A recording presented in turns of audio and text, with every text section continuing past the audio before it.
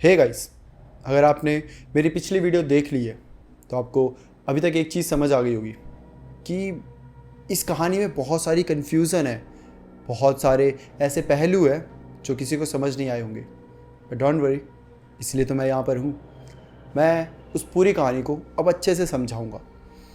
To be honest, आप सबके दिमाग में बहुत सारे क्वेश्चंस होंगे एंड आई नो दैट, और मैं हूँ ना, मैं सब क्वेश्चंस के आंसर दूंगा। सबसे पहले मैं आपको बताना चाहता हूँ कि आप इस टाइम पर बहुत बुरे फंस चुके हो। All thanks to me, but trust me, मेरे पास और कोई ज़रिया भी नहीं है। पर लेट मी एक्सप्लेन। अभी तक आपने वो नाम जो मेन नाम था, अब मैं उस नाम को नहीं पुकार सकता, ठीक है? क्यों, वो मैं आगे चल के बताऊँगा। बट वो नाम कितनी बार सुना होगा, आई डोंट थिंक सो कि आपने वो एक बार भी गिना होगा। तो मैं आपको बता देता हूँ, आपने वो नाम कुल मिलाकर 33 टाइम्स सुना है और मैंने वो 33 टाइम्स बोला है। I know this still means nothing to you, but that number is the most important thing that has been said so far in this video. ना ही 32 टाइम्स और ना ही 34 टाइम्स, 33 टाइम्स उस नाम को पुकारा गया है।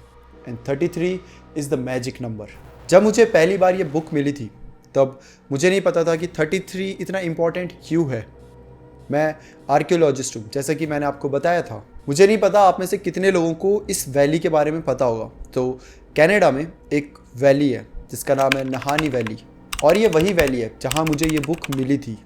और मुझे ये किताब जिस सेक्शन में मिली थी पर्टिकुलरली, उस सेक्शन का नाम है द हेडलेस वैली, क्योंकि वहाँ पर बहुत सारे ऐसे केसेस हुए हैं जहाँ पे बहुत लोगों की लाशें मिली है हेडलेस, इसलिए उस वैली का नाम हेडलेस वैली पड़ चुका था। मुझे ये किताब किसी लाइब्रेरी में नहीं मिली है, बल्कि इस दुनिया की one of the most scariest place वहाँ पर मिली है। वेल, ये तब की बात है जब मुझे मेरे दोस्त की कॉल आती है और वो मुझे बताता है that some local thrill seeking hiker had stumbled upon the spot where they had to rest for the night due to the difficult river conditions. मेरा जो दोस्त है वो कनाडा में रहता है और वो भी अक्सर ऐसी प्लेसेस खोजता रहता है जहाँ पर कुछ हिस्टोरिकल मिल जाए, और वो उस एरिया का काफ़ी नोन बन चुका था। मतलब कि किसी भी लोगों को वहाँ पे कुछ भी हिस्टोरिकल मिलता है, कुछ भी अजीब सा मिलता है, तो सीधा मेरे दोस्तों को आकर बता देते हैं। मैं अलास्का में रहता था। मेरे दोस्त ने जब मुझे बताया कि कुछ हाइकर्स वहाँ पर गए हैं और उनको ऐसी सिचुएशन आ गई है, वो वहीं पे ही अटक गए हैं, वो उनको पूरी रात वहीं गुजारनी पड़ेगी, तो मैं भी सीधा अपने दोस्त के पास चला जाता हूँ, अलास्का से सीधा Canada. I had to take a plane first, and then it was a multiple day boat trip to find the location, and I got an eerie feeling as soon as I arrived. मेरा दोस्त बताता है कि उसको वहाँ पर कुछ तो अजीब लग रहा है, लाइक वहाँ पे हमारे काम की चीज़ें होगी, और वो ऐसा कुछ गैस नहीं कर रहा, बल्कि उसको पता है, क्योंकि ऐसी चीज़ें जब लोग वहाँ पे रुक जाते हैं और बोलते हैं कि हम नहीं जा रहे, एक रात के लिए रुके, ये सब, तो वो किसी सिचुएशन की वजह से, किसी कंडीशन की वजह से नहीं रुकते, बल्कि उनको कुछ तो इन्फॉर्मेशन मिली होती है, और उसी का फ़ायदा मैं और मेरे दोस्त उठाने वाले थे। अब हम एक स्पॉट ढूंढते हैं जहाँ हम जाकर अपनी खोज चालू करेंगे। अब वो स्पॉट होता है, वो जो रिवर होता है उसके लेफ़्ट साइड में होता है। वहाँ पे कुछ भी नहीं होता, बस एक बड़ा सा रॉक होता है, एक पत्थर। पर ये जगह उस जगह के बहुत क्लोज थी जहाँ पर अर्ली 1900s में बहुत सारे लोग पाए गए थे जो कि सोने की खोज पर आए थे, पर वो अगले दिन बिना सर के पाए गए थे। और ये वही जगह थी जहाँ पर अब हम जाकर खोज करने वाले थे। ये एरिया जिसने उस टाइम पर सबसे ज़्यादा अटेंशन अपनी तरफ खींची थी, ये दो बड़े बड़े पेड़ के बीच में थी, and it was marked by a big inscribed stone. उस स्टोन पर लिखा हुआ था, what is buried here must remain unseen, यानी कि यहाँ पर जो भी दबा हुआ है उसको तुम में से कोई भी ना ही देखे तो ही बेहतर होगा। एंड इट वॉज डेटेड 1951, मतलब कि 1951 में ये सब लिखा गया था। मुझे पता है कि मुझे वो वार्निंग सीरियसली लेनी चाहिए थी, बट एज एन आर्कियोलॉजिस्ट मेरे को अब बहुत क्यूरियोसिटी होने लगी थी। मैं छुपा भी नहीं पा रहा था, मैं इतना एक्साइटेड था। हम वहाँ पर जाकर खोदना चालू करते हैं। हम खोदते हैं और 6 फीट तक खोदने के बाद हमको एक किताब मिलती है, और ये वही किताब थी जिसके बारे में मैं आप सबको बता रहा हूँ कि सेम वैसी ही दिखती थी जैसी मैंने आपको पिछले पार्ट में बताया था। एक बड़ी सी किताब जिसे देखने पर ऐसा लगता है कि ये बहुत ज़्यादा पुरानी है, जो कि काफ़ी भारी होती है और जिसके पन्ने पूरी तरीके से ब्लैंक होते हैं। मैं जब उसे खोल कर देखता हूँ तो उसका हर एक पन्ना ब्लैंक होता है, सिर्फ उसमें एक वर्ड लिखा होता है, अब वो वर्ड क्या होता है मैं वो नहीं बता सकता, मैं वो बोल नहीं सकता। बताया तो मैंने पिछले पार्ट में ही था, बट मैं वो बोल नहीं सकता। तो अब से हम उस वर्ड को एक्स बुलाएंगे। वो वर्ड क्यों मैं नहीं बोल सकता वो मैं अब आपको आगे स्टोरी में बताऊंगा। वेल, पूरी किताब में सिर्फ एक्स लिखा हुआ था, हर एक पेज में एक्स लिखा हुआ था। और फिर मैं आखिरी पेज पर आता हूँ और आखिरी पन्ने पर एक्स नहीं लिखा हुआ था, बल्कि आखिरी पन्ने पर इस किताब के बारे में लिखा हुआ था। जब मुझे सबसे पहले ये किताब मिली थी, मैंने उसे सीधा अपने बैग में डाल दिया था और मैंने सोचा था घर आकर इसके बारे में डिस्कवरी करूँगा। I began to examine it on my trip home and was horrified by what I read. मुझे तो रियलाइज़ भी नहीं हुआ था कि मैं कितनी बड़ी प्रॉब्लम में फंस चुका हूँ जब तक मैंने वो आखिरी पन्ना नहीं पढ़ा था। Page 33 made it clear just how much trouble I was truly in and how much trouble all of you are in now. ये सब सुनाते वक्त भी मुझे बस एक्सट्रीमली रिलीफ हो रहा है और साथ में गिल्ट भी कि मुझे आप सबको इस पूरी चीज़ में घसीटना पड़ा। मुझे लगता है द ईजिएस्ट वे आपको समझाने का यही है कि मैं आपको एग्जैक्टली बताऊं उस किताब के आखिरी पन्ने पर क्या लिखा था। किताब के जो पहले 32 पेजेस थे, 32 पेजेस, उनमें सिर्फ एक नाम लिखा हुआ था, but the last page is what made everything clear. ये जो किताब थी ये एक औरत ने लिखी थी जिसका नाम मैरी था एंड आई अज्यूम कि ये 1951 में लिखी गई थी। तो अब इस किताब में एग्जैक्टली क्या लिखा हुआ था मैरी ने, मतलब कि आखिरी पन्ने में क्या लिखा हुआ था मैरी ने, मैं वो आपको समझाता हूँ और मैरी के POV से समझाऊँगा। इस बुक में लिखा था कि उस आदमी को क्रेजी बुलाया जाता था। He spoke to what appear to be no one, but we know he spoke to the holy one, the master of us all.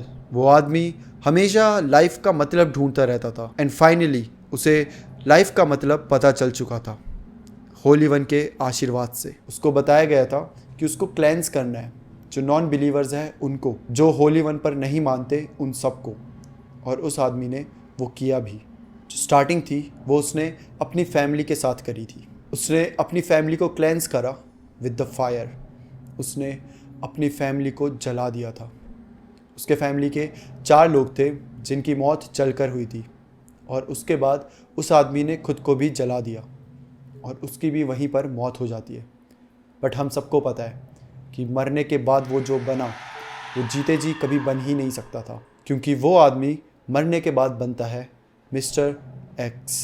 मरने के 1 हफ्ते बाद मिस्टर एक्स वापस आते हैं। उनका लक्ष्य एक आर्मी बनाने का था, एक आर्मी जो कि उनको फॉलो करे और इस पूरी धरती पर राज करे। उन्होंने 32 लोगों की आर्मी बनाई जिनमें से एक मैं भी थी। He showed us his power and the might of the Holy One. 32 of us were deemed worthy of his gifts. 16 men and 16 women. हम मिस्टर एक्स से बातें भी कर सकते थे, ऑल्दो जो पावर उनके अंदर थी उसकी इतनी सी भी पावर हमारे पास नहीं थी। अब हम भी मिस्टर एक्स की तरह जो नॉन बिलीवर्स थे उन्हें आग से जलाकर मारने लग गए थे। हम 32 लोग मिस्टर एक्स को डीपली फॉलो करते थे और हम उनके पीछे पीछे फॉरेस्ट में चले जाते हैं। हमें जो भी नॉन बिलीवर्स मिलते थे हम उनको मार के क्लेंस कर देते थे, या तो उनको जलाकर या फिर उनका जो थॉटलेस हेड है उसको उनकी बॉडी से अलग करके। जितने भी लोगों को हम मारते थे उन सब की पावर मिस्टर एक्स के पास चले जाती थी। जितने जितने लोगों को हम मारते जा रहे थे उतने स्ट्रॉन्गर मिस्टर एक्स होते जा रहे थे। And he began to morph into something magnificent greater than any man could be. हमारा जो क्वेस्ट था, हमारा क्वेस्ट प्योर था और हमारा path clear. The great x जिनको आशीर्वाद था directly from the holy one, वो हमें मार्ग दिखा रहे थे, वो हमें लीड कर रहे थे। हम एक देश से दूसरे देश में जा रहे थे, हम ट्रैवल कर रहे थे और जितने भी हमें नॉन बिलीवर्स मिल रहे थे हम उन सबको मारते जा रहे थे। जितने नॉन बिलीवर्स को हम मार रहे थे द ग्रेट एक्स उतने ही स्ट्रॉन्ग होते जा रहे थे। Their life energy and fear gave us power. We did not age, we did not need food और वाटर। हम बड़े होते जा रहे थे जितना कोई भी इंसान अपनी ज़िंदगी में नहीं हो सकता। हम इतने बड़े, हम इतने स्ट्रॉन्ग होते जा रहे थे। अब हमारे पास इंसानियत शक्ति से ज़्यादा शक्ति थी। ये चीज़ें हमने कई सालों तक करी एंड फिर द ग्रेट एक्स एक डिसीज़न पर आते हैं। वो हमारी 2 टीम्स बनाते हैं। हम 2 टीम्स में सेपरेट हो जाते हैं, 16-16 लोगों की एक एक टीम। अब हम 2 अलग अलग जगह पर रहने लगते हैं। जो पहली टीम थी उसको अलास्का के पास एक रिवर था उधर भेज दिया जाता है, और जो दूसरी टीम थी जिसमें से मैं भी एक थी, हमें लार्ज वैली इन कनाडा में भेज दिया जाता है। अब हम दोनों गुट अपनी अपनी जगह पर जो नॉन बिलीवर्स थे उन्हें मारने लग गए थे। जो भी हमारे आसपास भटकता था हम उन्हें मार डालते थे, जिसकी वजह से आगे पीछे जो एरियाज़ थे वहाँ पर खौफ बैठने लग गया था। उधर सबको लगता था कि कोई घोस्ट है, कोई इविल चीज़ है या कोई डेविल है जो कि ये सब कर रहा है। द ग्रेट एक्स हम सब पर नज़र बनाए हुए थे और वो खुश थे। हम सब जो भी कर रहे थे उनके लिए हमारे एफर्ट से ग्रेट एक्स खुश थे। हम दोनों गुट अपनी अपनी जगह पर छुप के रहते थे। हम किसी को दिखते भी नहीं थे, हम हमेशा फॉरेस्ट के अंदर छुप के रहते थे। आफ्टर 50 ईयर्स 50 साल तक हमने ऐसे ही सरवाइव किया था। रात को लोगों को मारना, उन्हीं को खाना और सुबह छुप के रहना। लोग भी उस एरिया के आसपास भटकते नहीं थे क्योंकि एक अजीब सी अफवाहें वहाँ पे उड़ने लग गई थी कि यहाँ पर जो भी जाता है वो मारा जाता है। इसलिए हमारा छुपना और इजी हो चुका था। बट 50 सालों के बाद सब कुछ बदल गया था। अलास्का के जिस टाउन में हमारी टीम 1 छुप कर रहती थी, जहाँ सबको मारती थी, अब लोग वहाँ से भागने लग गए थे और देखते ही देखते वो पूरा गांव वीराना पड़ चुका था, जिसकी वजह से हमारे भाई और बहनों को जो वहाँ छुपे हुए थे उनको अब ना तो मारने के लिए कोई इंसान था और ना ही उनके पास खाने के लिए कोई इंसान था। और कनाडा की जिस वैली में हम छुपे हुए थे हमें भी लोगों ने ढूंढ निकाला था। उनको पता चल चुका था कि पिछले 50 साल से हम ही उनके लोगों को मार कर खा रहे हैं। अब वो सब बदला लेने के लिए हमारी तरफ आ रहे थे। ऑल्दो हम 16 लोग बहुत पावरफुल थे, इन छोटे ह्यूमन से तो ज़्यादा ही पावरफुल थे, बट स्टिल वो नंबर्स में हमसे कई ज़्यादा थे।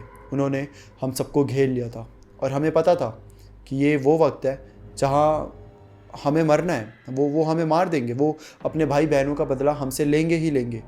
हम रेडी थे मरने के लिए कि तभी मिस्टर एक्स हमें ऑर्डर देते हैं कि इससे पहले ह्यूमंस तुम्हें मारे तुम खुद को मार डालो, और हम ऐसा ही करते हैं। मरने के बाद हम 16 और जो अलास्का में रहने वाले 16 थे, हम सब वापस से एक हो चुके थे। अब हम इमॉर्टल हैं। हमारी ना तो बॉडी है ना तो हमारे अंदर कोई ज़िंदगी है। मरने के बाद भी हम जिंदा हैं और अब हम फिर से एक हो चुके हैं। हम 33 लोगों की टीम अब एक साथ रहती है। द ग्रेट एक्स ने मुझे चुना था एक काम के लिए। उन्होंने मुझे काम दिया हमारी पूरी स्टोरी लिखने का, और इसीलिए मैं ये पूरी स्टोरी इस किताब के आखिरी पन्ने पर लिख रही हूँ। अब हम कोई ह्यूमन नहीं है, हमारे पास कोई फिजिकल बॉडी नहीं है, जिसकी वजह से हम नॉन बिलीवर्स को क्लेंस नहीं कर सकते। और अगर हम नॉन बिलीवर्स को क्लेंस नहीं करेंगे, उनको मारेंगे नहीं, तो द ग्रेट एक्स और पावरफुल नहीं हो पाएंगे। The great x told us about another way for his power to grow, a way that can never be stopped by any of you pathetic beings. The Great X हमें बताते हैं कि there is one way जिससे कि हम physically किसी को भी हार्म करे बिना उनको क्लेंस कर सकते हैं, उनको मार सकते हैं, और मिस्टर एक्स को हम पावरफुल बना सकते हैं। और इसीलिए मैं ये पूरी बुक लिख रही हूँ। इसीलिए मैंने इस किताब के 33 पन्नों में मिस्टर एक्स का नाम लिखा है, just as he instructed. Mister X का नाम 33 टाइम्स पढ़ने के बाद या फिर सुनने के बाद आप सब हमारी नज़र में आ जाओगे। जिसने मिस्टर एक्स का नाम 33 टाइम्स पढ़ा है या फिर सुना है, हम अब आप पर नज़र बनाए रख रहे हैं। You are in our gaze now and we will never let you go. हम तुम पर तब तक नज़र बनाए रखेंगे जब तक तुम हमें नई सोल्स लाकर नहीं दे देते। एक बार तुम हमारे पास नई सोल्स लाकर दे दोगे, हमारा फोकस तुम में से हट जाएगा और जो नई सोल्स हमारे पास आएंगी उन पर हमारा फोकस हो जाएगा। हम जो टोटल 33 लोग हैं, हमारी पावर कभी भी कम नहीं हो सकती, एटलीस्ट तब तक जब तक आप सबको मिस्टर एक्स का नाम पता है। और जब तक आप सबको मिस्टर एक्स का नाम पता है तब तक मिस्टर एक्स पावरफुल है, तब तक वो ज़िंदा है। आप सब ही अब उन्हें ज़िंदा रख रहे हैं। He will live on forever. Anyone who reads his name in this book will never escape him. In fact उनको तो अब किसी को मारने की भी ज़रूरत नहीं है। जितने ज़्यादा बार आप उनका नाम लोगे, जितनी ज़्यादा आप उनके नाम को फैलाओगे, वो उतने पावरफुल होते रहेंगे। और एक समय आएगा जब वो अपने असली शेप में आ जाएंगे और एक बार वो अपनी असली शेप में आ गए तो ये तुम्हारे इस पूरे वर्ल्ड का दी एंड होगा। हाँ वेल ये थी वो आखिरी पन्ने में लिखी हुई स्टोरी। मुझे पहले मजाक लगा बट धीरे धीरे मुझे इस स्टोरी पर बिलीव होने लगा। पहले मुझे भी लगा था कि क्या फालतू की बात है, किसी ने ऐसे ही कुछ भी लिख दिया है और बस डराने की कोशिश कर रहा है। बट जो मैरी ने लिखा था वो एकदम सच था। और शायद आप भी अब समझ गए होंगे कि क्यों मैं मिस्टर एक्स का नाम नहीं ले रहा। इनफैक्ट उस नाम की जगह मिस्टर एक्स या दी एक्स या फिर एक्स यूज़ कर रहा हूँ। पता है क्यों? क्योंकि अगर मैंने 33 से ज़्यादा बार उसका नाम लिया तो मेरी सारी मेहनत बेकार हो जाएगी, या फिर 33 से कम लिया तो भी मेहनत बेकार हो जाएगी। मुझे एग्जैक्टली 33 बार उनका नाम लेना होगा, जो कि मैंने पहले पार्ट में ले लिया था, और इसलिए अब मैं उनका नाम नहीं ले सकता, क्योंकि अगर मैंने नाम लिया तो मेहनत बेकार। आपको और कॉन्टेक्स्ट दे देता हूँ। ये जो 16 लोगों के 2 गुट बने थे, इनको जब मारा गया था तो एक्चुअली उनकी कंट्री में भी ग्रुप्स बने गए थे, और उन ग्रुप को कौन लीड करता था किसी को नहीं पता। वो ग्रुप स्पेशली इन लोगों को मारने के लिए बने गए थे। उस ग्रुप में उन सबको लिया गया था जिनके भाई बहन माँ बाप रिश्तेदारों को इन सब ने मारा था। और जब वो ग्रुप बनते हैं वो इन पर हल्ला बोल देते हैं और देखते देखते इन सबको ख़त्म कर देते हैं। ये इन्फॉर्मेशन ऑनलाइन नहीं थी। I only learn of it by speaking to Canadians and Alaskans, जिनको ये स्टोरी उनके ग्रैंड पेरेंट्स की साइड से पास डाउन करी गई थी। There seems to be a conscious effort कि ये स्टोरी ज़्यादा लोगों को नहीं पता थी, क्योंकि सब भुलाने लग गए थे। एंड आई गेस मुझे पता है कि क्यों सब भुलाने की कोशिश कर रहे थे। कुछ लोग थे जिन्हें पता थी, बट वो भी बोल रहे थे कि हम अपने बच्चों को नहीं बताएंगे सब। ये जितनी जल्दी लोग इस चीज़ के बारे में भूल जाएं उतना ही सही है, क्योंकि जैसा कि मैरी ने बताया था कि जो मिस्टर एक्स है वो उतना ही पावरफुल होता जाएगा जितना हम उसके बारे में बताते जाएंगे, जितना हम उसके नाम को और बोलते जाएंगे उतना ही वो पावरफुल होता जाएगा। तो इसलिए बेस्ट यही था कि उसके नाम को, उसके अस्तित्व को सबको भुला दिया जाए। जब मैं लोकल से मैरी के बारे में पूछता हूँ तो लोकल्स बताते हैं, लोकल्स भी क्या, मतलब ये बहुत बूढ़े लोग थे। बच्चों को तो किसी को भी नहीं पता, यंग लोगों को भी नहीं पता, बट बूढ़ों को, कुछ बूढ़ों को इसके बारे में पता था। स्पेशली जहाँ पे ये सब हुआ था उसके आसपास जो रहते हैं उनको। तो वो बताते हैं कि मैरी, जिसने ये बुक लिखी है, वो जब मरने से पहले मिलती है तो उसके हाथ में एक किताब होती है। इस किताब को उससे छीन लिया जाता है और वहीं पर जला दिया जाता है ताकि कोई भी इसको ना पढ़ पाए। जब ये सब किताब जला रहे थे तभी मैरी रिवर में कूद जाती है, और उसके बाद से आज तक उसकी बॉडी कभी भी नहीं मिली। किसी को भी ये अभी तक नहीं पता है द होली वन कौन थे, बट जितना मैं अज्यूम कर सकता हूँ वो कोई तो सुपर नेचुरल पावरफुल एंटिटी थे। द लीड मैन, जिसका नाम द एक्स पड़ा, उसका असली नाम जॉन था। Any information about the death caused by this group of people does not mention murder or any conscious pattern, although you can find the path of brutal deaths all across the North America from the late 1800s to the 1951 जब ये जो 33 लोग थे, in fact जो 32 लोग थे, उनकी मौत हुई थी। 1800 से 1951 तक बहुत सारे मर्डर करे गए थे, और जितना मुझे लगता है अगर सारे नहीं तो कम से कम 85 to 90% मर्डर इन 32 लोगों ने करे थे। And I am pretty sure जो कनाडा में नहानी वैली है, जिसका नाम द हेडलेस वैली भी पड़ा है, क्योंकि वहाँ पे बहुत सारे लोग हेडलेस मिले गए थे, बहुत सारे लोगों के सर कटे हुए थे, तो उसकी वजह से उसका नाम पड़ गया था, जो कि मैंने आपको शुरू में बताया था। ये नाम भी इन्हीं लोगों की वजह से पड़ा था। ऑल्दो मुझे अभी तक ये पता नहीं चला है कि ये नाम का क्या मतलब है, इस नाम के बोलने से मिस्टर एक्स को क्यों पावर मिलती है, और इन 32 लोगों का एक्चुअल मकसद क्या था, मुझे कुछ नहीं पता। बट जितना मुझे थोड़ा बहुत समझ आया, मुझे ये समझ आया कि ये नाम किसी ऐसी लैंग्वेज में लिखा गया है जो कि पास्ट में भुला दी गई थी। इस नाम का क्या मतलब है, I don't know. I am pretty sure कि ये सारी बातें आपके लिए मैटर नहीं करती, बट आप सब डिज़र्व करते थे एक एक्सप्लेनेशन, और वो मैंने आपको दे दी। मैं बस चाहता हूँ कि मैं आपको जितनी ज़्यादा हो सके उतना एक्सप्लेन कर सकूँ, और ये भी बता सकूं कि आपके साथ क्या होने वाला है। जैसा कि किताब में लिखा हुआ था कि अगर 33 टाइम्स मैं उस नाम को या तो बोल दूं या फिर सुन लूं, तो वो जो 33 लोग हैं मैं उनके नोटिस में आ जाऊंगा, उनका सारा फोकस मुझ पर आएगा। जब मैंने ये सब पढ़ा था तो मुझे इस पर विश्वास नहीं हुआ था, बट जल्द ही मुझे इन सब चीज़ों पर विश्वास हो जाता है, क्योंकि मेरे जो मॉम डैड थे, जो कि काफ़ी बीमार रहते थे, उनकी अचानक से मौत हो जाती है। ऑल्दो वो बीमार थे बट अचानक से मौत होना मेरे लिए थोड़ा शॉकिंग था। इसके बाद जो मेरी कज़न सिस्टर होती है उसकी हार्ट अटैक से मौत हो जाती है। मेरे पूरे घर में आग लग जाती है, जिसकी वजह से मुझे उस घर से भागकर एक छोटे से घर पे रेंट में रहना पड़ता है।